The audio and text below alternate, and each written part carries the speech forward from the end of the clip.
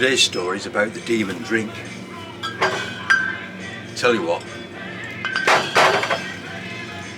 let's just have tea instead, eh? The irony of today's video is I'm actually cleaning two pubs. Anyway, I'm stood in Pooley Bridge where the old fish market used to be. That's right, there was a fish market in Pooley Bridge. The lake used to be full of fish. The Victorians, they absolutely loved the Lakeland romantic poets, didn't they?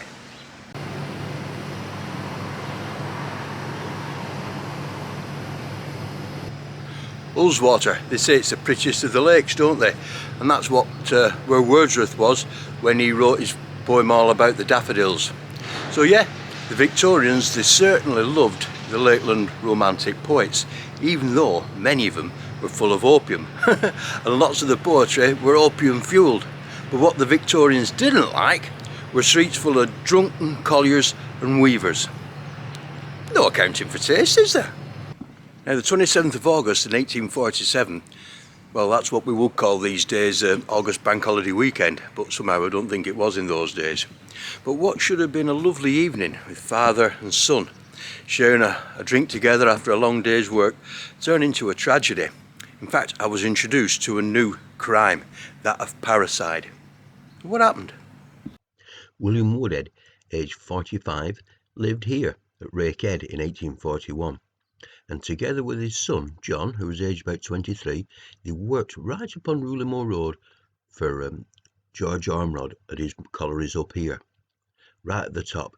And that Friday night, they walked down Moor Road, which was an ancient highway, past Rakehead. Now, did they stop to get freshened up first, or did they go straight down to the Hare and Hounds in Stackstead, because that is where the incident occurred? John Woodhead had a very responsible job. He was the banksman, and he worked for George Ormrod, as I said. Now, Ormrod's had big cotton mills in the Waterfoot area, the Waterbarn area, and they got their own coal for the mills. And it was William's job to record all the coal that came out of the pit and keep tally of any of the land sale that was made as well. So very responsible.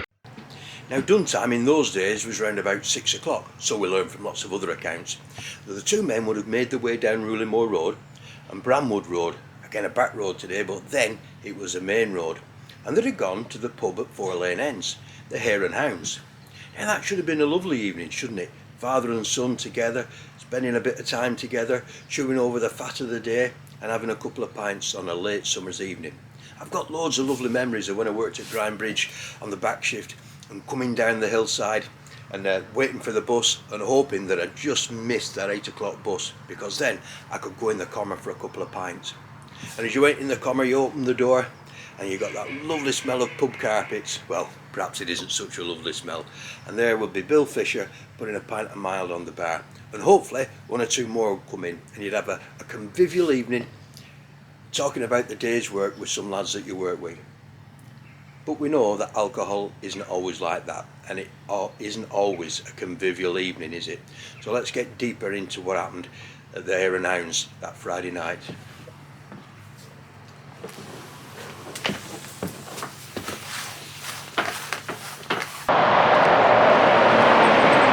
Sadly though, William and John didn't stop just at a couple of pints.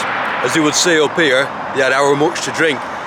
And the buzzword at the time in the papers was they were forward in liquor, and they fell out. And what should have been a lovely evening together, father and son having a couple of pints. However, the night turned a bit nasty and they started to argue. They fell out in the pub, but sadly on the way home the argument continued with disastrous consequences. Now, to get home, or back to William's house if John still lived with them, they had to cross a field on the way back to Rakehead. Now, William never made it home, and they found his body the day after.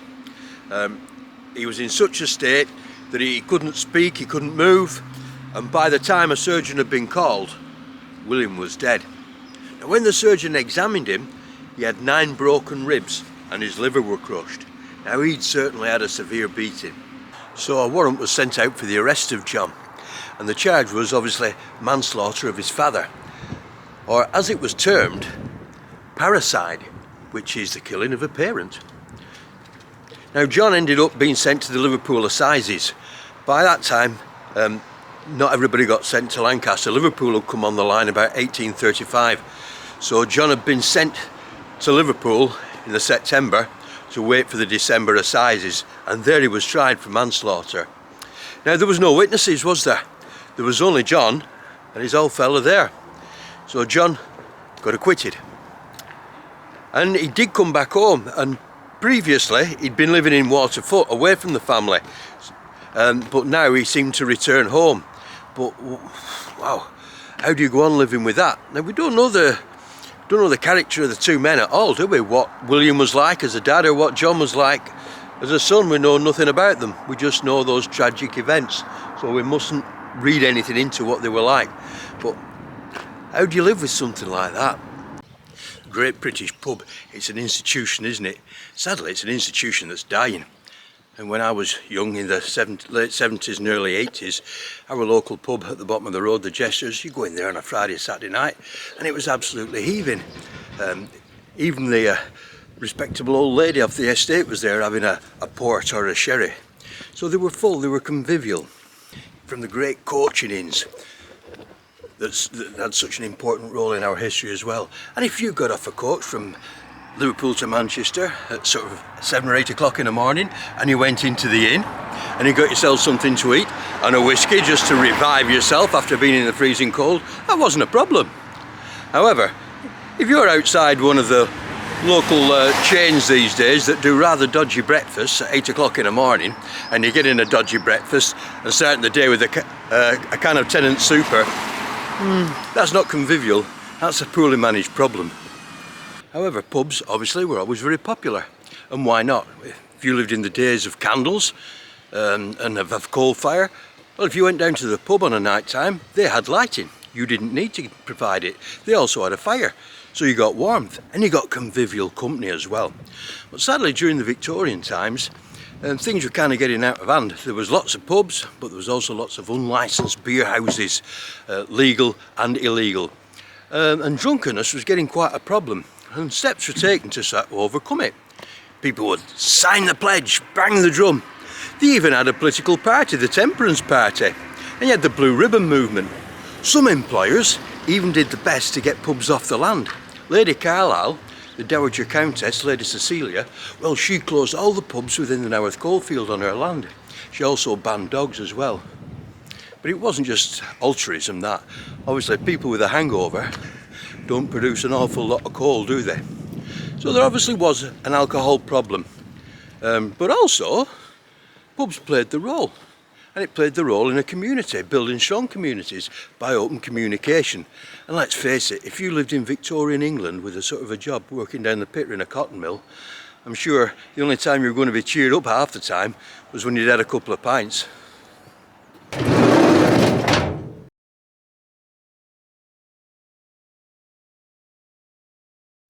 The same newspaper that reported the inquest on William Woodhead brought to light another incident involving a mining family that had also been involved with the demon drink.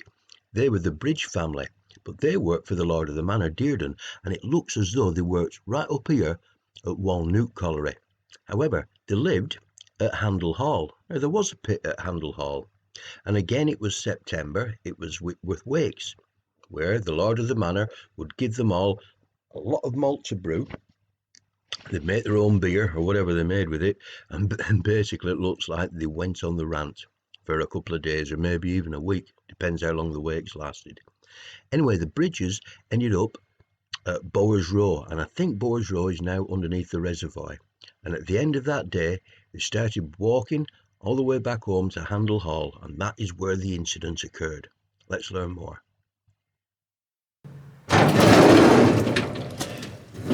What's great about the 1840 map, well, 1844 map, is that it was produced at the time that our two stories were going on, around about 1847. So when you look at that map, you see what the county and Rossendale, and in this case Wardle, was actually like. Then the places we're interested in for our second part of the story is Handle Hall, where the Bridge family lived. Then we've got Bowers Row, where Thomas Dearden lived. And then Hare Dobbin, where a lady called Sarah lived. So if we have a look on the map now, we'll trace our way across. And it was Whitworth Wakes, the first week of September. And it was the custom for the colliery owner to give the colliers a load of malt to brew. And it says that the owner of the Rough Hill End Colliery was the Lord of the Manor, James Dearden. Now the Rough Hill End Colliery, which is it? Well, it has to be Wall Nook. So even though the Bridges lived near Handel Hall, we can see there's a Handel Hall colliery in itself, they must have worked at Wall Nook. So basically they were given a load of malt to drink, and it looks like they went on the rant for a few days. And certainly the Monday and the Tuesday they were heavily on the drink. And in the Tuesday they found themselves in Thomas Dearden's house in Bowers Row, and as they would say, they were forward in liquor.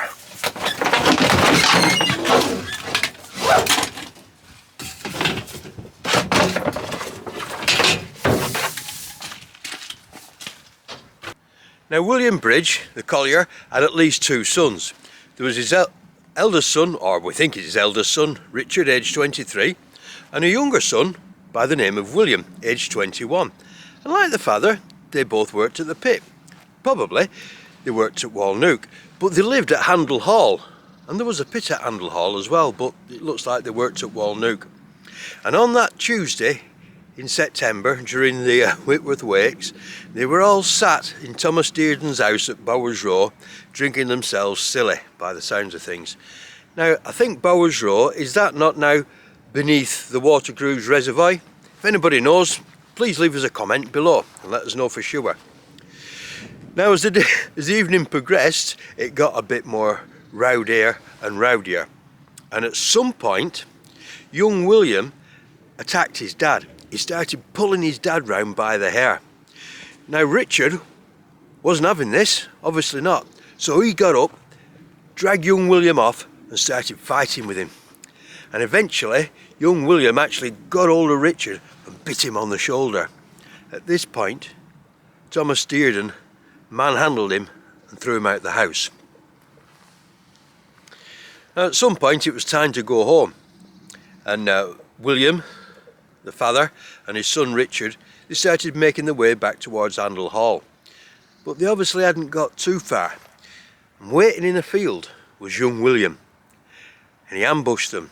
He pushed his dad out the road and started fighting on with Richard again. And then within a minute or so there came a scream from young Richard, because he'd just been stabbed by his brother.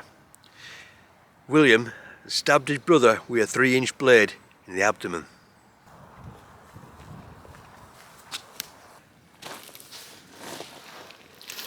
So when young William ran off, Father William helped Richard to get to the next house along, which was Hare Dobbin, which was owned by, there was Sarah Hollows lived at Hare Dobbin. Now the police, they were sent for, and a constable went straight to Handel Hall and arrested young William. And he admitted what he'd done, and he said those famous words, "I couldn't help it, I was forward in liquor," which I said seems to be the buzzword. And it looks like he probably appeared at the same assizes in Liverpool as did John Woodhead, but he wasn't as lucky. He ended up getting 3 months hard labour for stabbing his brother. So there we've got two really tragic tales from within a couple of days of each other, all to do with the demon drink. So here we are still in the Lake District, and we've got drunken colliers back at home, and we've got opium charged poets up in the Lake District. So to go back to our original subject of those poets, I'd like to leave you with just a little bit of poetry, my little play on one of the famous poems. Shall I compare thee to a summer's day, rather dull and overcast? Back to work.